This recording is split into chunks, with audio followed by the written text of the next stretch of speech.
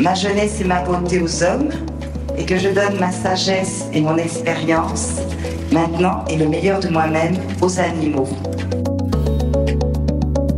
Bonjour et bienvenue dans ce podcast de la Fondation Brigitte Bardot. Nous nous retrouverons au cours de ces épisodes pour découvrir ensemble cette belle aventure, ce combat mené par Brigitte Bardot depuis plusieurs décennies, à savoir la protection des animaux.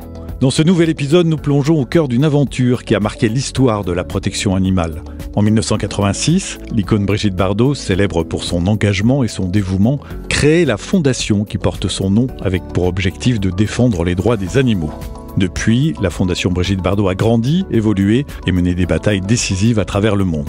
Pour en parler, nous avons le plaisir aujourd'hui d'accueillir Guylaine Kalmels-Bock, directeur général de la Fondation Brigitte Bardot, qui va partager avec nous l'histoire fascinante de cette organisation, de sa genèse à son influence actuelle. Bonjour.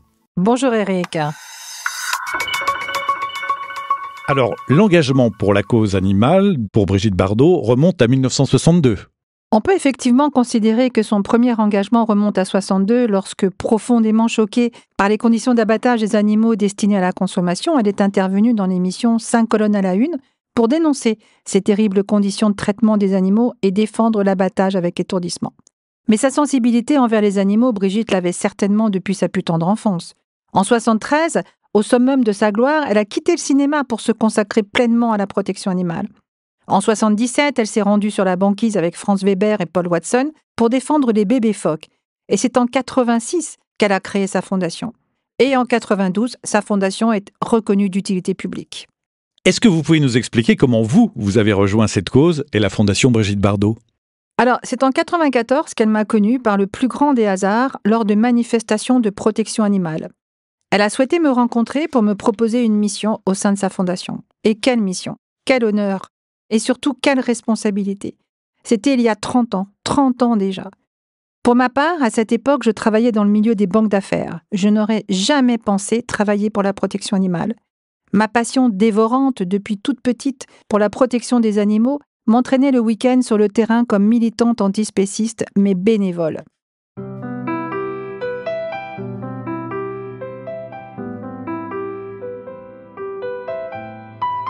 Vous êtes à la direction de cette fondation depuis 30 ans. Cette fondation a été créée en 1986. Quelles étaient les principales motivations de Brigitte Bardot à l'époque ? Lorsque Brigitte Bardot a créé la fondation en 1986, cela déjà faisait plus de 20 ans qu'elle avait entamé son combat. Elle avait l'expérience des victoires, des échecs et surtout des difficultés. Il lui fallait maintenant un outil puissant et pérenne pour continuer son combat. Elle voulait sensibiliser le public, faire évoluer la législation et les mentalités, agir concrètement sur le terrain pour sauver un maximum d'animaux. Et pour la petite histoire, Brigitte a connu tous les présidents de la République depuis René Coty. Très vite, elle a compris qu'il fallait avoir l'appui des politiques pour faire avancer les choses. Elle a ainsi obtenu, grâce au président Giscard d'Estaing, la fin des crash tests avec des animaux vivants. En quelques décennies, Brigitte Bardot a fait évoluer la condition animale qui était d'un niveau moyenâgeux. Elle a été le précurseur et reconnue mondialement. Pouvez-vous nous décrire les étapes cruciales du développement de la Fondation ? Comment la Fondation a-t-elle pris de l'ampleur ? La Fondation a débuté très modestement, d'abord comme association à Saint-Tropez avec Brigitte et une secrétaire, et elle a rapidement pris de l'ampleur. Elle s'est installée à Paris et a bénéficié d'un catalyseur très puissant à partir de 89 avec les SOS Animaux, l'émission de Brigitte Bardot sur TF1. La Fondation a également bénéficié de nombreux soutiens grâce à la notoriété de sa présidente et à une communication très active, notamment à travers des campagnes choc, des manifestations et de nombreux sauvetages. Mais quand je suis arrivée, les caisses étaient vides. Il n'y avait que 8 salariés et Brigitte payait parfois les salaires avec ses propres deniers. Il a fallu redresser la barre, rendre la Fondation pérenne, car bien sûr, l'argent est le nerf de la guerre pour avoir les moyens de nos ambitions. En 92, la Fondation a été reconnue d'utilité publique, ce qui lui permet de recevoir des legs sans frais de succession. Aujourd'hui, nous avons un budget d'environ 40 millions d'euros, dont 93% est redistribué directement aux animaux. 70 000 donateurs sont à nos côtés, pas loin de 300 salariés, 500 bénévoles et des actions dans 70 pays du monde.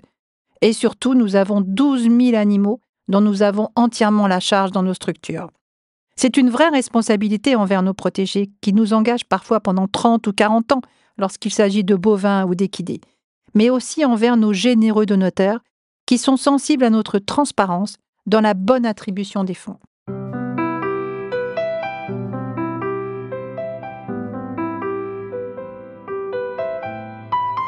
Comment la Fondation a-t-elle réussi à mobiliser des soutiens dès ses débuts? Quels moyens ont été employés pour sensibiliser le public? Quel rôle ont joué les médias?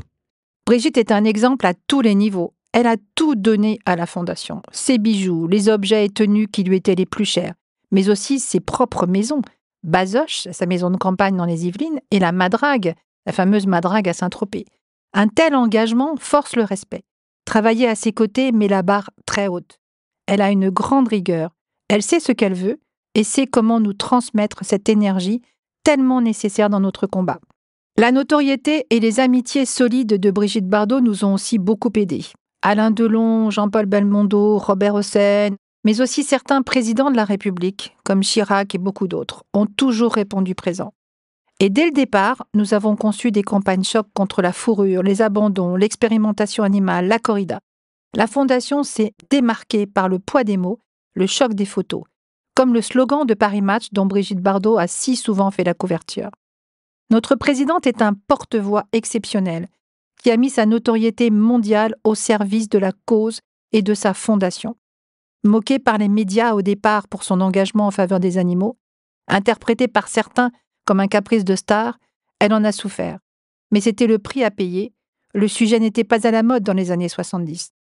50 ans plus tard, tous reconnaissent que sans Brigitte Bardot, la protection animale en France et dans le monde ne serait pas où elle en est. Selon vous, quels sont les projets et les campagnes emblématiques menées par la Fondation qui ont eu un impact majeur sur la législation ou la protection animale? Oh là là, si vous posiez la question à Brigitte Bardot, elle vous répondrait « rien », car elle ne voit que ce qu'il reste à obtenir. C'est son moteur pour continuer de se battre inlassablement à plus de 90 ans. Pourtant, que d'avancées obtenues grâce à elle et à sa fondation. Je vous donne quelques exemples, la liste serait trop longue. Étourdissement obligatoire des animaux avant leur abattage dès les années 64. Embargo européen sur les produits issus de la chasse aux phoques en 83 puis en 2009. Fin des crash tests avec animaux vivants en France en 80. Classement des éléphants à l'annexe 1 de la CITES et interdiction du commerce de l'ivoire. Fin de l'exploitation des ours dansants en Bulgarie dans les années 2000. Fin des tests sur animaux pour les cosmétiques. Condamnation comme sévices graves sur animaux des actes zoophiles.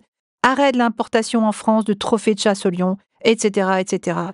Et bien sûr, on ne peut pas passer sous silence la loi de novembre 2021 à laquelle la Fondation a été étroitement associée et qui a été présentée par le gouvernement dans notre refuge de Bazoches, qui était quand même l'ancienne maison de campagne de bébés. Quel symbole fort! Là encore, cette loi, ce sont des avancées majeures pour les animaux en France. Les interdictions des élevages de visons et d'autres animaux à fourrure, interdiction des manèges japonais dans les foires, renforcement des peines pour actes de cruauté, interdiction des montreurs d'ours et de loups, interdiction de vente des chiens et chats en animalerie, fin des spectacles de dauphins et orques en bassin, fin des animaux sauvages dans les cirques. C'est effectivement impressionnant. Mais de tous ces combats, est-ce qu'il y en a un plus particulièrement qui vous a touché? Tous les combats menés par la Fondation me tiennent à cœur. Comment pourrait-on faire une hiérarchie entre ceux qui touchent les animaux domestiques, les animaux de ferme ou les animaux sauvages? En France, comme partout dans le monde, nous nous devons d'améliorer leur sort, quelle que soit leur espèce.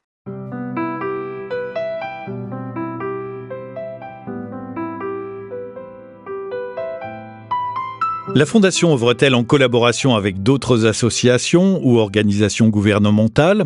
Et si oui, quels sont les partenariats clés qui ont marqué l'histoire de cette fondation? La Fondation est œcuménique. Elle travaille avec toutes les organisations de protection animale, grandes ou petites, en France et dans le monde entier.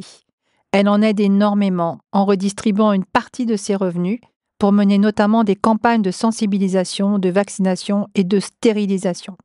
La dimension importante de la Fondation lui permet par ailleurs d'être membre de coalitions mondiales et participer activement à des conventions internationales comme la CITES, qui est la Convention de Washington sur le commerce international des espèces de faune et de flore sauvages menacées d'extinction, ou encore la Commission baleinière internationale.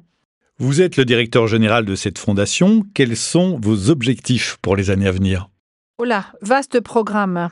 Nous comptons bien sûr poursuivre et amplifier nos actions de terrain pour secourir et protéger un maximum d'animaux en détresse. nous voulons également renforcer notre influence auprès des décideurs politiques afin de faire évoluer la législation et les réglementations pour offrir une meilleure protection aux animaux. Par ailleurs, nous entendons continuer à sensibiliser le grand public à travers des campagnes de communication toujours plus innovantes et impactantes. La cause animale doit devenir une priorité incontournable dans la société française afin de susciter un véritable changement de mentalité sur le respect et la considération due à tous les êtres vivants. Enfin, nous souhaitons développer davantage encore notre dimension internationale, car la protection animale est un combat qui dépasse les frontières et qui nécessite une mobilisation globale. Merci Guylaine Kalmelsbock d'avoir partagé avec nous votre expérience, votre engagement en tant que directeur général de la Fondation Brigitte Bardot. Merci à vous tous de nous avoir suivis pour ce nouvel épisode. Nous espérons que cet échange vous aura sensibilisé à l'importance du travail accompli par la Fondation et ses refuges. Abonnez-vous, partagez ce podcast et on se retrouve très prochainement pour un nouvel épisode. J'ai donné ma jeunesse et ma beauté aux hommes, et que je donne ma sagesse et mon expérience, maintenant et le meilleur de moi-même aux animaux.